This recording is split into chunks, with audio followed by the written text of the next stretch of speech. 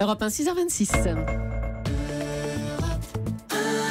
Et nous sommes le lundi 24 août 2015. Aujourd'hui dans l'histoire, on voyage dans notre histoire tous les matins. On continue avec vous, Franck Ferrand. Bonjour. Bonjour à tous les deux. Dites-nous donc à quel 24 août vous a déposé votre machine à remonter le temps. Ah, le 24 août 1572, là je n'avais pas le choix. Hein. C'est un jour maudit ou plutôt une nuit maudite, celle de la Saint-Barthélemy. Le massacre des protestants à Paris. Exactement, sous le règne de Charles IX. Les tensions entre les catholiques et les huguenots, comme on disait à l'époque, sont à leur comble. Marguerite de France, celle qu'on va appeler la reine Margot, vient d'épouser Henri de Navarre, le futur Henri IV, un protestant converti pour l'occasion au catholicisme.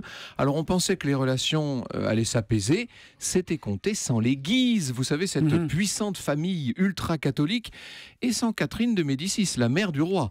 Le 22 août, l'amiral Gaspard de Coligny, un chef protestant, est victime d'une tentative d'assassinat, tentative sans doute fomentée dans l'entourage de la reine-mère. Et c'est à partir de là que les protestants veulent venger leur chef, j'imagine. Exactement, sauf que la meilleure défense, c'est l'attaque, n'est-ce pas? Catherine prend peur, elle et ses conseillers extorquent au malheureux roi Charles IX la directive de tuer les chefs protestants, on appelle ça la proscription, et dans un accès de désespoir, on sait que Charles a hurlé en direction de sa mère, eh bien par la mort Dieu qu'on les tue, mais alors qu'on les tue tous, qu'il n'en reste pas un seul pour venir me le reprocher. Ainsi, en cette nuit du 23... était claire, en tout ah oui, cas. là, c'était le roi a donné un feu vert, si vous voulez, comme nous dirions nous aujourd'hui. Et dans la nuit du 23 au 24 août, les chefs catholiques, la milice, tout le monde est appelé. Les maisons huguenotes sont marquées d'une croix blanche et le massacre va pouvoir commencer. Un déchaînement de violence qui se répand dans la nuit. Les milices tuent tout ce qui bouge. On traîne des cadavres dans la ville, on en pend au gibet. Un ruisseau de sang, des ruisseaux coulent partout dans les rues de Paris. Les portes des maisons sont défoncées. Les habitants embrochés par les épées catholiques, nourrissons, fillettes, vieillards, personne n'est épargné.